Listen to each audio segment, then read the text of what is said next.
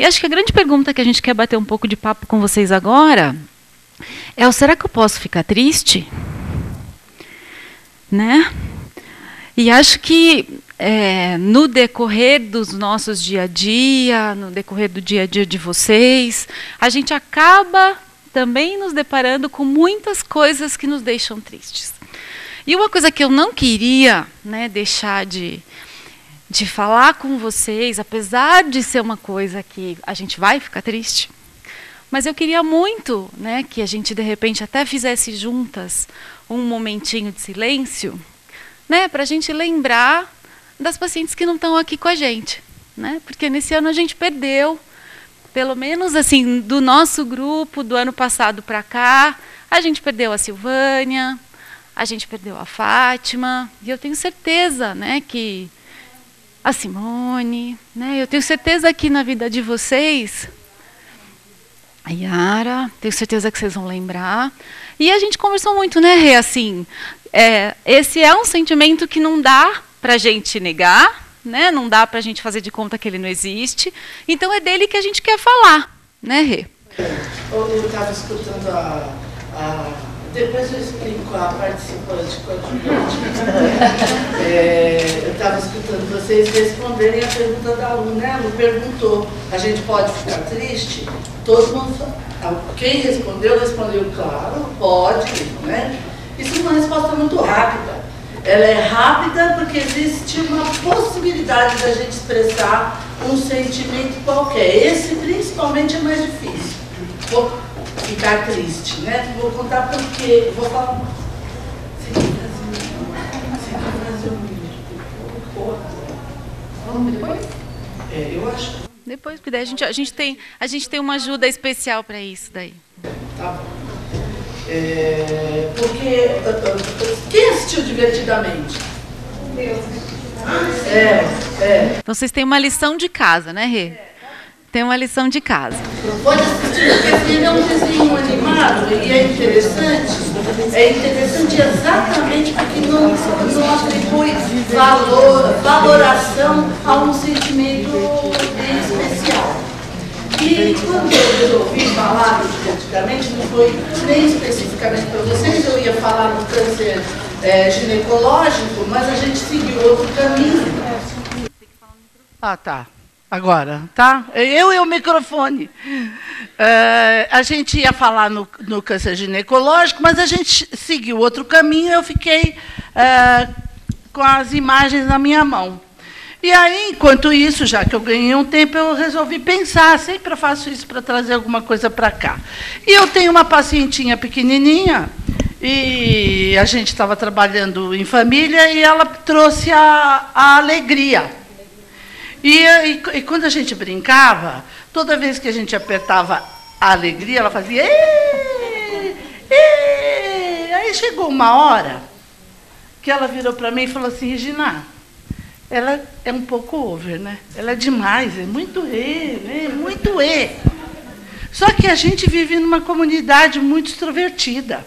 E a comunidade pede para você o tempo inteiro que você seja alegre e não triste. O que aconteceu que foi engraçado é que ela tinha alegria, mas ela não tinha tristeza. Falei, bom, então eu vou atrás da tristeza, eu vou comprar a tristeza para levar, para mostrar as duas na hora. Existem 5 bonequinhas no filme, né? Para quem não viu o filme, então tem a alegria, tem a tristeza, tem a raiva, o medo, tem o medo e tem o nojinho. O nojinho. Sabe aquela coisa de criança que eca, né? Que nojinho. Eles chamam de nojinho. E existem os 5 brinquedos. Do mesmo jeito que existe a alegria, existe a tristeza. Você tem foto delas aqui? Tem. Então, passa aí. Aí depois a gente olha lá. Essa daí é a tristeza, gente. Não, gente, olha a cor, né? Olha a cor. Tudo é muito amarelo, né? Tudo é muito amarelo. Passa outra. Não. Todos a alegria, né? Pode. Volta lá na primeira. Volta lá na primeira. Volta lá na primeira. Então eu fui atrás de achar a tristeza para trazer para vocês. E aí eu comecei aconteceu algo que era imprevisto, que eu não conseguia achar a bonequinha em nenhum lugar, porque está esgotado. A tristeza acabou. Em todos os lugares, Não tem em tristeza todos pra os vender. lugares, não existia bonequinha para comprar. E aí eu falei, nossa, será que é porque eles não compraram, né? E compraram mais alegria para distribuir? Perguntei na loja, o que foi? Vocês não trouxeram? A atriz, não, é que foi embora tudo, foi embora tudo, foi embora tudo. E aí eu comecei a perguntar, foi assistir divertidamente? Qual foi o bonequinho que você gostou mais? Qual foi o desenho que você gostou mais? A tristeza, a tristeza, a tristeza. Aí eu pensei, e aí fiquei intrigada com isso, né? Existe uma concessão social que a gente possa sentir qualquer coisa que a gente queira sentir.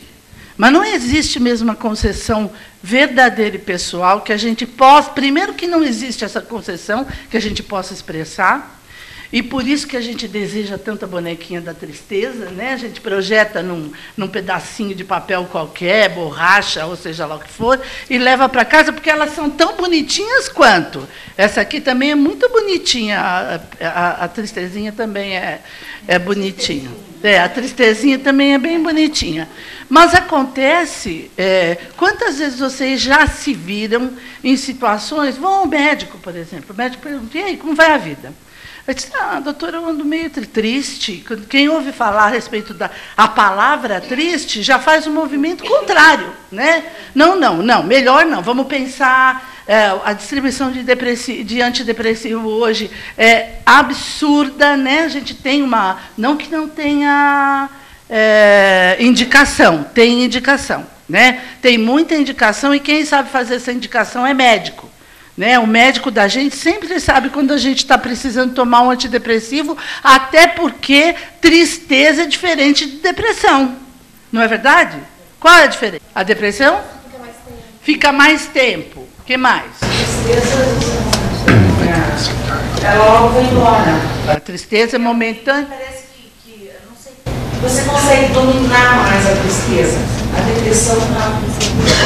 Eu não vou comentar nada agora, depois eu falo, tá? Vou explicando um pouquinho por que essa diferença. Você está correta em algumas, na sua observação, e isso é importante para a gente poder identificar a diferença em nós.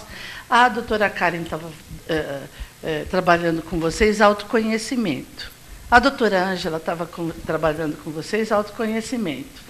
E, muito provavelmente, os outros que vieram atrás, que eu não vi, porque eu cheguei de São José do Rio Preto agora, trabalharam com você autoconhecimento. Porque só quando a gente tiver noção, quando a gente souber aquilo que a gente tem como emoção ou sentimento, é que a gente pode elaborar um ato posterior. Antes do ato, vem o reconhecimento de um sentimento ou de uma emoção, por exemplo. Quem falou aqui de dor, que estava tomando um remédio que era insuficiente, seja lá quem for, como vários de vocês falaram, no meio do caminho, vão identificar tristeza, vão identificar raiva, vão identificar medo, e isso é um propulsor, isso é algo que movimenta a gente em direção a modificar aquela sensação que a gente está tendo nesse momento. Se a gente não tiver o conhecimento disso, é muito provável que a gente demore para fazer um movimento ou nem faça, não é? Nem faça. Quem me conta um caso de tristeza, um caso que sentiu tristeza? É que há pouco tempo eu perdi minha avó e assim, nunca tinha perdido alguém tão próximo de mim, assim. E eu sabia que ela estava doente, ela já estava sofrendo já há muito tempo. Mas quando eu lembrava, eu nem imaginava que eu gostava tanto assim da minha avó, porque eu não era tão próxima assim de todo dia vê-la e tal. Mas eu sentia muita tristeza por conta da perda, né? Eu entendo que para ela foi a melhor coisa. Mas na hora eu senti muita tristeza porque eu sentia muita falta dela. E hoje você acha que está com um sentimento diferente do que você estava quando ela morreu? Eu acho, assim, eu sinto tristeza, mas não sinto aquela vontade de chorar que eu tinha. Uhum. E no meio desse caminho aí, desse um mês, você riu de alguma coisa? Ah, rio toda hora. Você ficou alegre por algo em especial? Ai, fiquei, por muitas coisas. Por vir aqui, tá aqui. É. Mas por que demorou para responder? É porque eu fiquei pensando, tem tantas coisas. Sabe o que é também? Às vezes, tem outra coisa que acontece. Muitas vezes, quando a gente está passando por uma situação específica, se espera de você uma sensação, uma emoção, um sentimento específico também. Acontece com a gente, que o paciente oncológico já viu isso. Se você vê um paciente oncológico dando risada, você vai ver mais uns 3 ou 4 olhando para ele, perguntando: o que está acontecendo? Tá rindo do quê, né? Está rindo do quê, né? Está rindo do quê? Meu pai, por exemplo, ele, que é a mãe do meu pai, ele ficou triste. Quando eu cheguei no cemitério, ele ficou triste porque ele não queria que eu chorasse. Por conta da minha doença. Ele falou assim: eu não queria que você sofresse, minha filha. Eu falei: que isso, pai? Eu estou aqui para te apoiar. Porque eu também sofri também por causa dele, né? Porque eu sou muito mais próxima dele, né? Então, isso, você sabe, toda vez que a gente vai falar sobre emoção, a gente discute isso. Alguém contando que alguém da família tenta impedir um sofrimento, achando que aquele sofrimento adicional vai prejudicar ainda mais aquela pessoa. Então, se você pensar, a intenção é boa ou não? A intenção é ótima, né? Agora, a resolução disso é boa ou não? A resolução é péssima, né? Porque se a gente não tiver possibilidade... Sentir não quer dizer atuar. E isso a gente precisa aprender. Por exemplo, você pisa no meu pé e eu fico com raiva, eu posso virar para você e dizer: você pisou no meu pé, eu estou com raiva. Eu não tenho que bater em você. Mas enquanto eu não identificar que isso que eu estou sentindo é raiva, e que eu posso falar sobre ela ao invés de destruir o outro, porque ele me bateu no pé, e isso vale para alegria, vale para tristeza, vale para qualquer emoção ou sentimento. Se a gente não conseguir identificar, a gente também não sabe o que fazer com ela. O que acontece na doença é que, além dos estigmas todos, né, todos nós, os pacientes oncológicos, devemos viver uma vida dramática, né? A gente vincula a doença à tristeza e ao sofrimento. Então, você vê alguém doente passando, tem que vir carregando uma sacola de pedra atrás, porque senão não legitima a doença, não é? E isso não é verdade em nenhum momento da doença, em nenhum momento da fase da doença, sequer no diagnóstico, sequer no final da vida, sequer no final da vida. A gente pode ficar muito triste mesmo por perder um companheiro. A gente não viveu 2 coisas com as pessoas que morreram há pouco tempo. A gente viveu muitas coisas. Eu, muito menos que vocês viveram muitas outras juntas. Eu entrei nessa turma depois, né? Vocês já estavam formados, já estavam juntos. Vocês sabem de coisas uns dos outros. Vocês torcem, eu vejo vocês no Facebook, né? A cada palavrinha que alguém fala: gente, meu tratamento deu certo. Ei! Parece a alegria, né? Porque torce junto com. Então, é natural que, quando alguém do grupo falece, a gente tenha mesmo muito sofrimento, muita dor. Tenha sofrimento e dor. Não muito, não importa quanto. O tamanho não importa. É que tenha e que possa falar sobre isso, possa legitimar, não é? Quem viveu isso, viveu que tipo de sensação, de sentimento? Vocês, quando perderam suas colegas há pouco tempo, quais foram os sentimentos que vieram? Medo, quem falou? Medo. Medo do quê, querida? Medo de eu ser a próxima, né? O que mais? Medo. Chateada, triste. Então, eu queria que vocês falassem medo, né? Porque tristeza eu sei que vocês tiveram, vocês falaram, vocês estão legitimando agora, mas medo, a gente fica com medo de dizer, né? Medo de se colocar ao lado, ou medo, inclusive, de alguém dizer: nossa, ela acabou de perder uma companheira, está pensando nela, está com medo, está pensando nela. Gente, o ser humano é a coisa mais absurda de linda que existe no mundo. Ele é muito complexo, ele é gigantesco. As coisas não acontecem com ele de maneira linear. Então, eu tenho tristeza e vivo triste. Isso não descreve o humano nem 1% do que ele é. A gente pode ter diversas emoções acontecendo ao mesmo tempo, elas serem legítimas, e isso não destrói nada dos sentimentos que a gente tem. Ter medo de ser a próxima não destrói o afeto que você tinha pela sua companheira, pela companheira que você perdeu, nem destrói a dor que você teve de vê-la falecendo, de vê-la morrendo. Vocês acompanharam o processo todo dela, né? Vocês não se encontraram numa esquina. Mesmo assim, se encontrando numa esquina, a gente fica muito dolorido quando a gente vê alguma coisa.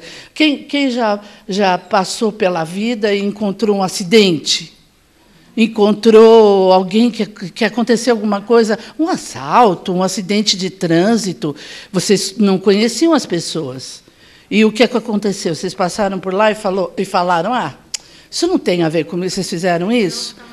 Não, o ser humano tem um cara... eu vivo falando dele, né? Tem um biólogo, que é o Humberto Maturana, que é um cara que estuda sistemas vivos. E esse cara estudou o sistema humano e definiu o sistema humano a priori, na essência do humano. Ele tem um fenômeno biológico que chama amor.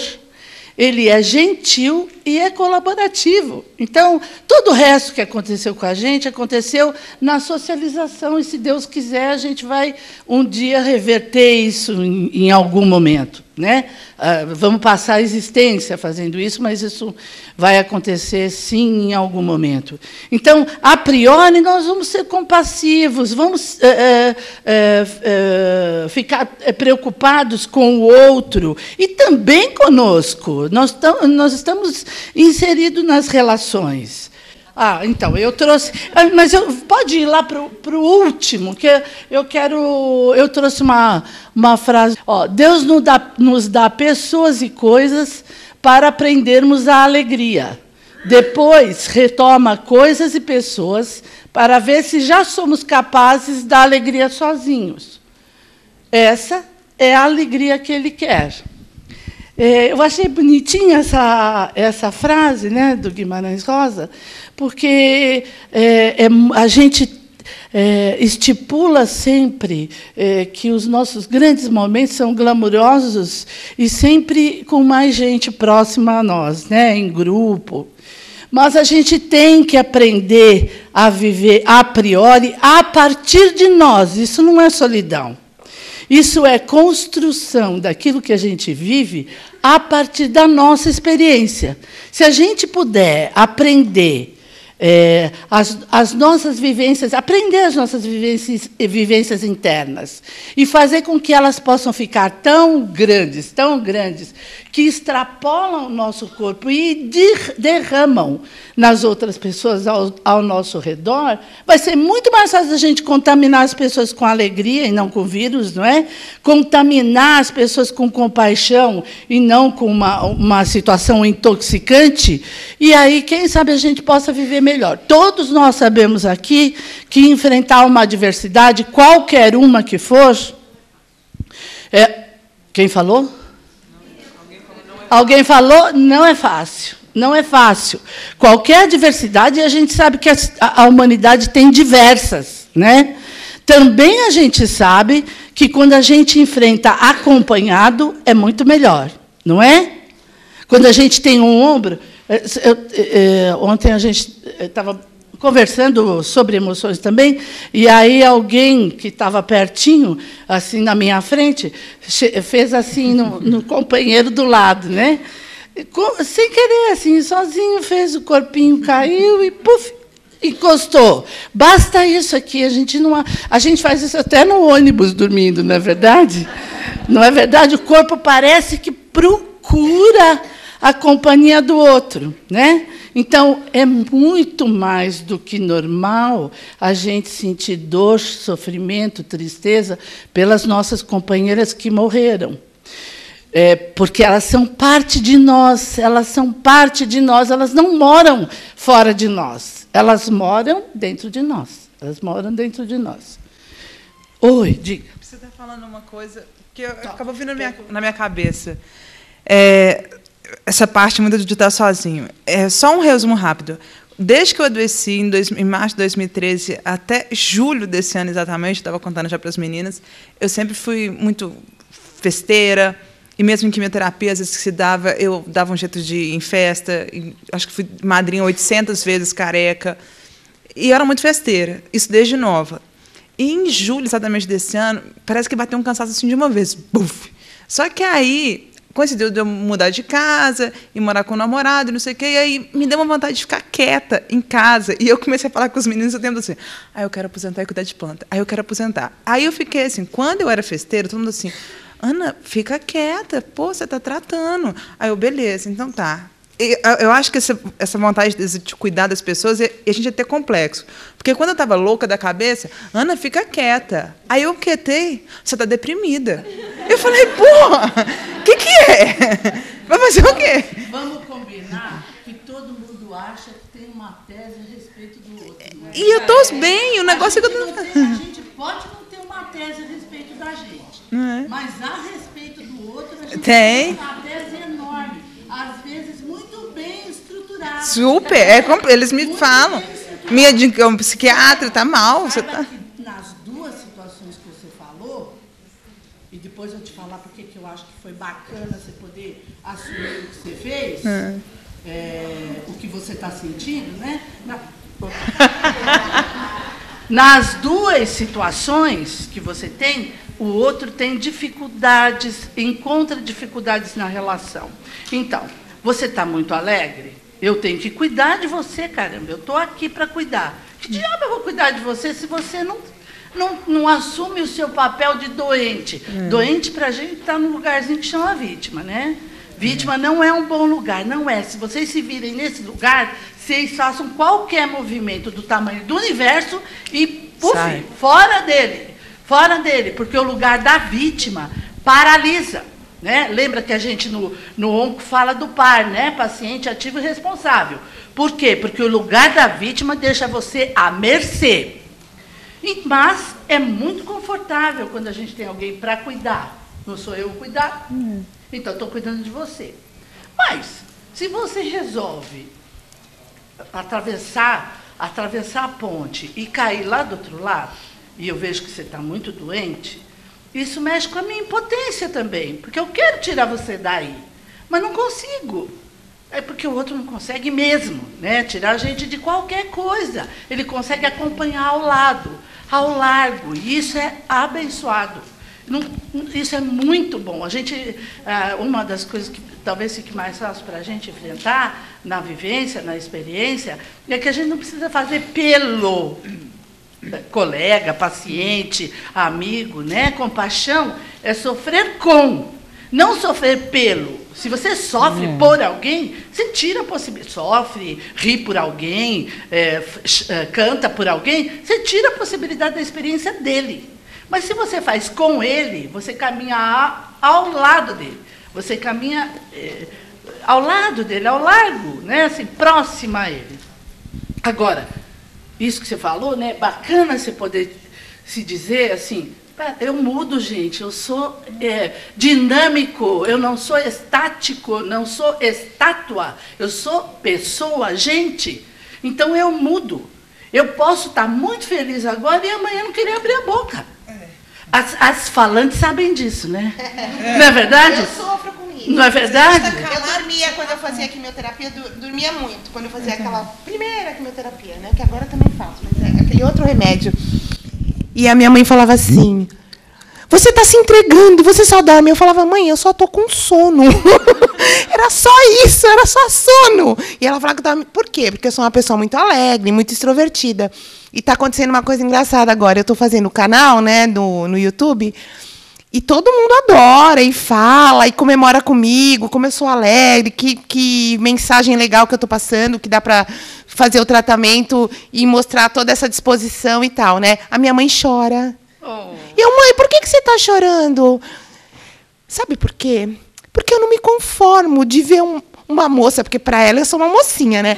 Uma moça tão linda, com uma doença tão grave. Eu fiz, mas mãe, olha o que eu estou passando, que dá para viver, ter qualidade de vida e tal, né? Ela fala assim, mas a minha vizinha falou que nem acredita que você está doente. Aí eu fiz, entendi. Você queria me ver na cama, para mostrar para sua vizinha, olha, minha filha tem câncer. Eu percebo isso, sabe? Eu fico muito irritada com a minha mãe. Eu tenho raiva da minha mãe. É verdade, eu precisava confessar isso. Porque eu não entendo. Ela não queria isso, tá? Mas ela acha que se eu estivesse lá, capengando numa cama, as pessoas veriam, olha... Ela não gosta de ver essa minha fortaleza no vídeo, bonita, de peruca, mas bonita, né, arrumada. Ela queria que as pessoas me vissem sofrendo. Ela gosta desse lugar da vítima. Então, não é isso. Não é que ela quer ver você sofrendo, né?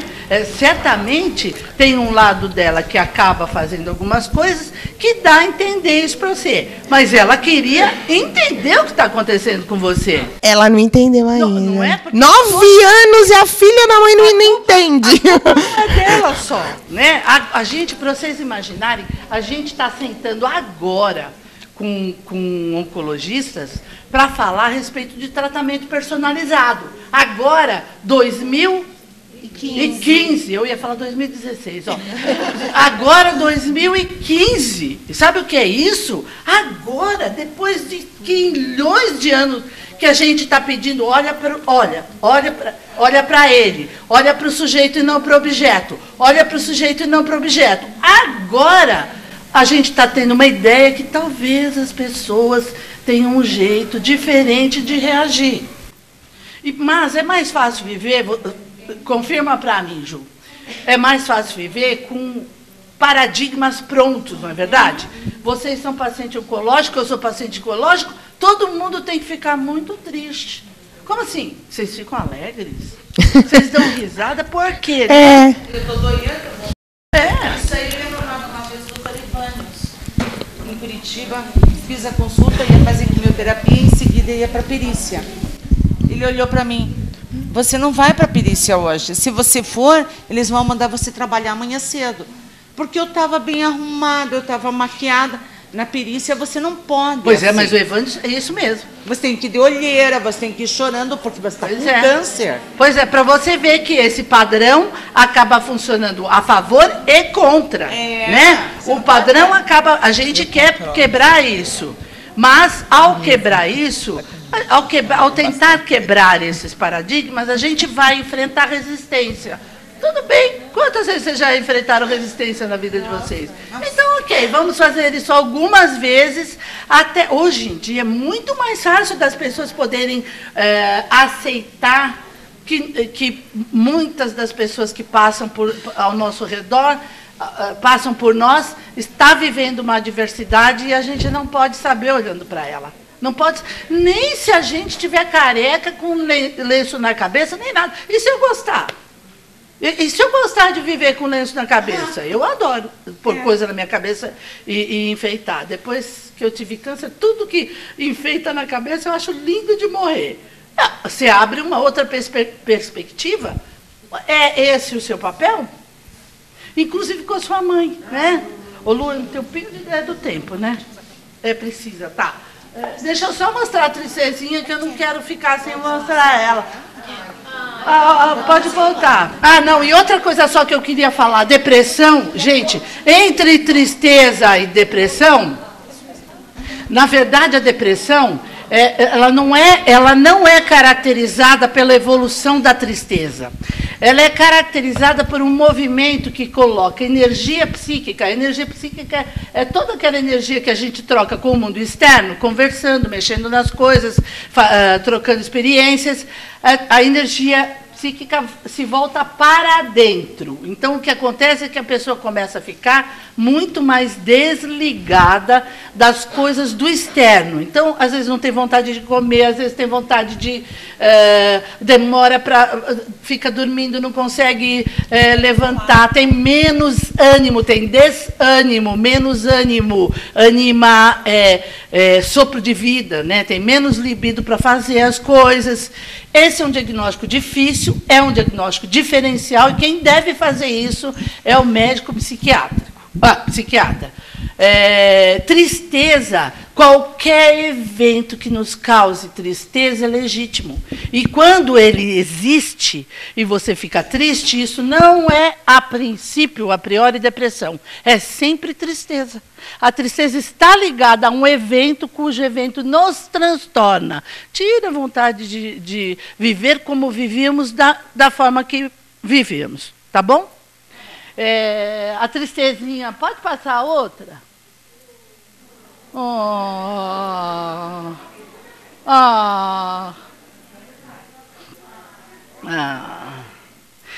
Bom, você quer falar? Lu, só um respaldo. Eu me trato há 3 anos, quase 3. E a maneira com que encarei o câncer, eu acredito que fez toda a diferença no meu tratamento. Acho que para todos nós aqui, a maneira como nós lidamos o nosso tratamento faz toda a diferença no sucesso ou não. Eu tiro por mim, pelo que eu fiz, até a minha inconsciência de ter feito muita coisa que não deveria, mas eu queria aproveitar a vida, aquela consciência, eu vou viver como se fosse o último dia, eu vou aproveitar, vou fazer coisas que eu gosto. Minha mãe está ali comigo, que não me deixa mentir, que muitas vezes eu a via brava comigo, chegou a até me dar uns peteleco, por conta que eu sou uma pessoa muito ativa, gosto de desfrutar da vida, eu gosto de estar com amigos, eu gosto de divertir, eu gosto de tomar cervejinha. Então, isso, eu acredito que o sucesso do meu tratamento foi a maneira como que eu lidei com isso, né? Então isso faz toda a diferença. Eu nunca me permiti ser, é uma frase que eu levo comigo, o câncer me tem, mas eu não tenho câncer, né? Então eu acho que a gente tem que trabalhar muito esse lado emocional, o lado espiritual, né, que faz toda a diferença no sucesso do tratamento. Tá bom.